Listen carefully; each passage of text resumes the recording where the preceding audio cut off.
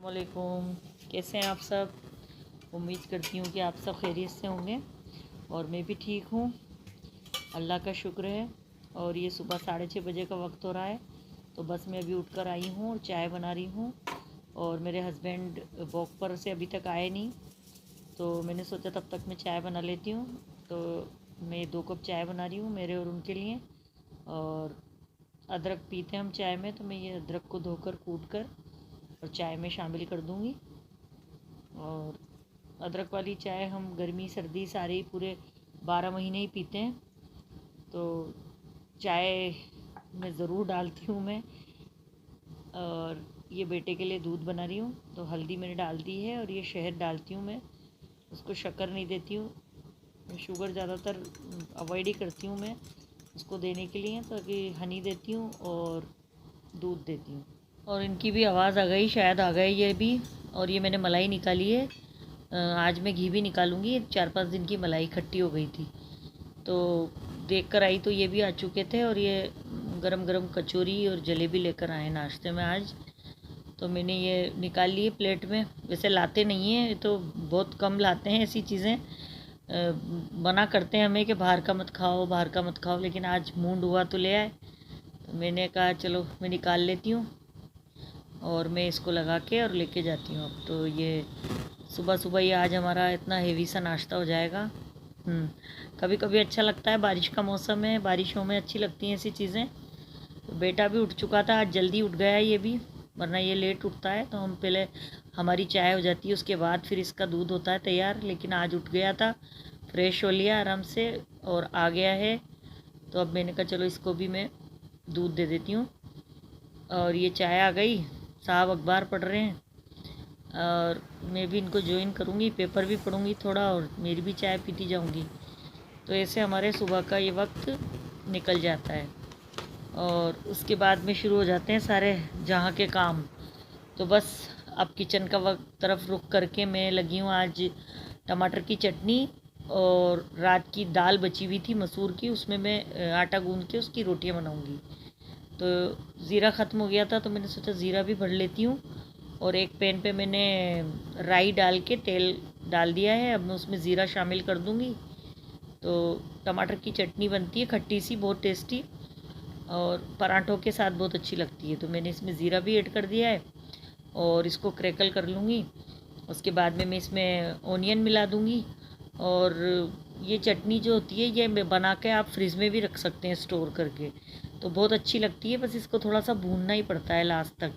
और अगर spring onion होना तो ये और भी अच्छी लगती है, लेकिन मेरे पास ये स्प्रिंग ओनियन नहीं थे अभी, तो मैं यही वाले ओनियन डाल दूँगी।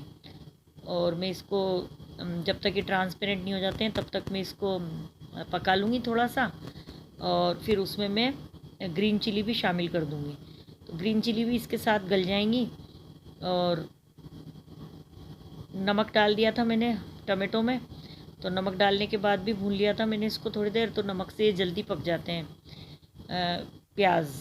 तो अब मैं इसको थोड़ी देर बाद में ढक के रख दिया था, तो और अच्छे से गल गए थे। और इधर मैं आ गई थी आटा लगाने के लिए। तो मैंने रात की मसूर की दाल थी, इसमें मैंने जितनी इस दाल में खप जाए उतना मैंने आटा ले लिया था। और मैंने हरी मिर्ची बनाई थी दाल के साथ, तो वो भी मैं इसमें ऐड कर दूँगी। हरी मिर्ची धनिया वाली जो मैं काट के बारीक बारीक काट के बनाती हूँ, मैंने आपके साथ उसकी रेसिपी शेयर की हुई है। तो वो रात की बच गई थी, तो मैंने वो भी इसमें ऐड कर दी।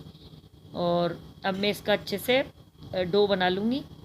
और अब बहुत ही टेस्टी बनते हैं इसके पराठे। तो जब भी दाल घर में बनती है मसूर की, तो मैं थोड़ी ज़्यादा ही बना लेती हूँ जब मुझे दूसरे दिन उसके पराठे बनाना हो।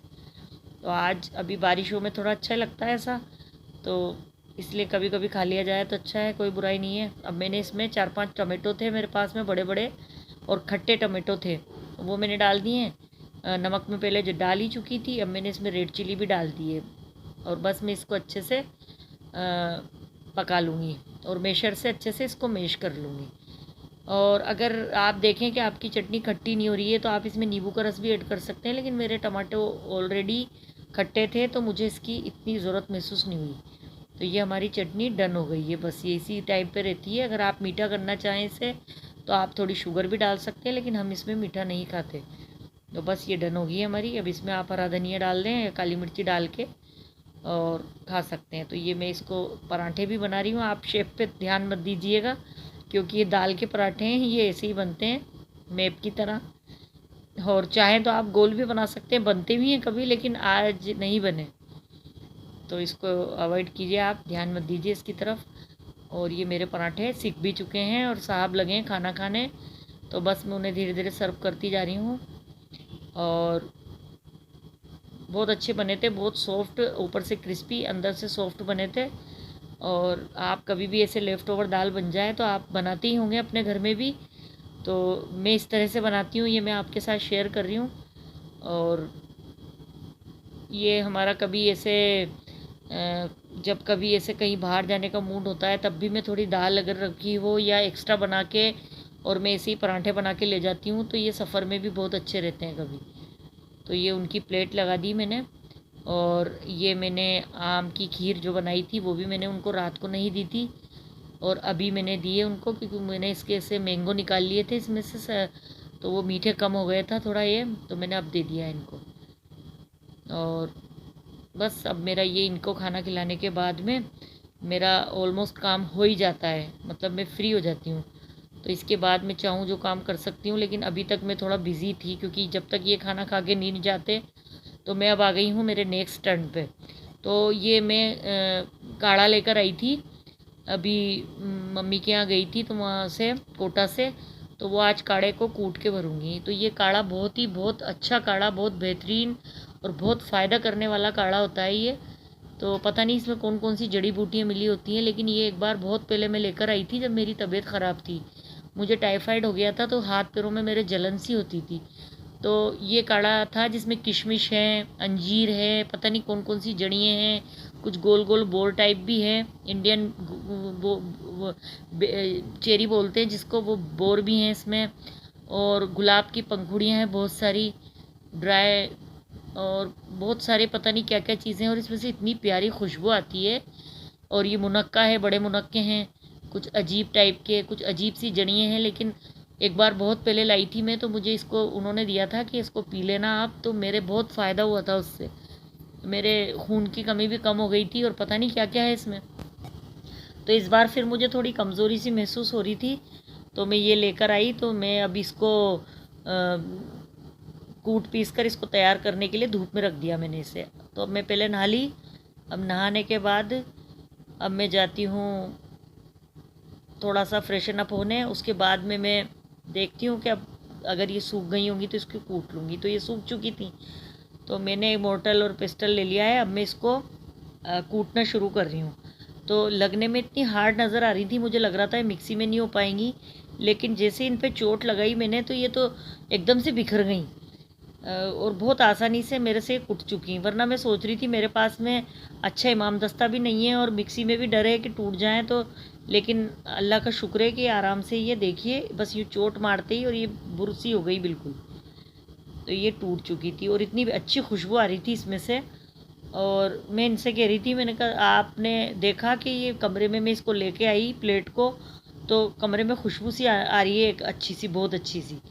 इन्होंने कहा हाँ मैंने भी नोटिस किया, लेकिन ये नहीं पता था कि इस चीज़ की आ रही है। मैंने देखा आप ये कितनी प्यारी खुशबू आ रही है इसकी, इतनी प्यारी। तो मैं भूल चुकी थी इसकी खुशबू, लेकिन उस टाइम भी जब मैं पीती थी इसको तो बहुत अच्छी सी खुशबू थी। तो मैंने इस बार भी ये ढूंढ कर इसको लाई मैं, और अब मैं इसको अच्छे से कूट लूँगी, और कूट कर फिर मैं एक बार मिक्सी में घुमा लूँगी इसको। तो ये ऐसी चीज़ों से क्या होता है कि ज़्यादा, अभी मुझे बीच में मेरी तबीयत ख़राब हो गई थी, तो मैंने दवाइयाँ वगैरह ये ज़्यादा ही खाई, तो उसकी वजह से मेरे बॉडी में इतनी हीटिंग हो गई, गर्मी के मेरे पैरों की तलवे और हाथों की ये मेरे जलती हैं हर वक्त। तो मुझे फिर से मेरे को वही ख्याल आया, मैंने कहा मेरे ये पहले भी होता था और अब पता नहीं किस चीज़ से ठीक हुआ था। तो मुझे अचानक ख्याल आया कि मैं कुछ वो काढ़ा पीती थी, तो वो काढ़ा मिल गया मुझे इत्तेफाक से, फिर से गई कोटा तो याद आ गया और मैं ले आई। तो इंशाल्लाह मैं फिर से पीऊँगी और फिर मेरे सारी परेशानी दूर हो जाएगी। तो ये काढ़ा जब मैं पीने के लिए बनाऊँगी तब भी इंशाल्लाह आपके साथ शेयर करूँगी, और आप देखना। और खुशबू इतनी अच्छी आती है क्योंकि इसमें गुलाब वगैरह, और मुझे ऐसा लगता है इसमें चंदन वगैरह पता नहीं क्या क्या है, तो बहुत सुकून मिलता है इसको पीने के बाद। बॉडी का जो टेम्परेचर है वो मुझे ऐसा लगता है थोड़ा सा कूल कर देता है ये, तभी तो। और मुझे पहले इन चीज़ों में इतना बिलीव नहीं होता था। मैं ज़्यादातर लगता था मुझे कि ये सब चीज़ें फिजूल होती हैं, ऐसे कैसे इलाज हो जाते हैं इन जड़ी बूटियों से। लेकिन अभी पिछले 5-6 साल से मुझे इन्हीं चीज़ों पे भरोसा होने लगा है ज़्यादातर, क्योंकि मैं खुद भी आजकल घर की जो छोटी छोटी सी चीज़ें होती हैं वो मैं इन्हीं घर की जो रेमेडी होती हैं, अदरक है, हल्दी है, इन्हीं से मैं ज़्यादातर कोशिश करती हूँ कि इन्हीं चीज़ों को हम ज़्यादातर यूज़ में लें और हमारी बॉडी में एंटीबॉडीज़ बना लें और इम्यूनिटी बूस्ट कर लें हमारी। तो ये काढ़ा इम्यूनिटी बूस्टर भी है और बहुत अच्छा है। मैं इसको मेरे हस्बैंड को नहीं दे सकती हूँ क्योंकि इसमें अंजीर है, मुनक्के हैं, तो थोड़े मीठास पे होते हैं वो। और ये मैं उनको दिखा रही हूँ कि देखो अंजीर है तो आपके काम का नहीं है, लेकिन इनके लिए मैं एक अलग से काढ़ा लेकर आती हूँ जो शुगर पेशेंट को देते हैं। तो मैं आपको बताऊँगी कि वो किस तरह का काढ़ा होता है जब मैं इनके लिए बनाऊँगी। और मैं अब ये मिक्सी में पीस लूँगी। देखिए आपने, मैंने कूट लिया इसको और बहुत आसानी से 5-6 मिनट में मेरा ये कूट गया था और मैं पीस कर आ गई मिक्सी में। और मैं दिखाती हूँ आपको कि ये इस तरह से हो गया है, बिल्कुल इतना सा हो गया ज़रा सा। ये देखिए, अब मुझे ये 1 गिलास में आधा चम्मच के लिए बोला है उन्होंने। अब मैं इसको एयरटाइट डब्बे में अच्छे से भर के स्टोर कर दूँगी। तो मैं इसको पीऊँगी दिन में 1 बार। और अगर अभी मौसम ठंडा है, अगर ज़्यादा गर्मियाँ हों तो उन्होंने कहा है कि आप 2 वक्त भी पी सकते हैं, लेकिन अभी 1 वक्त ही ठीक होगा। और देखिए आप, अगर आपको ये सब अच्छा लगा हो, आज का मेरा पूरा ये व्लॉग अच्छा लगा हो, तो प्लीज़ मुझे लाइक कीजिए, शेयर कीजिए।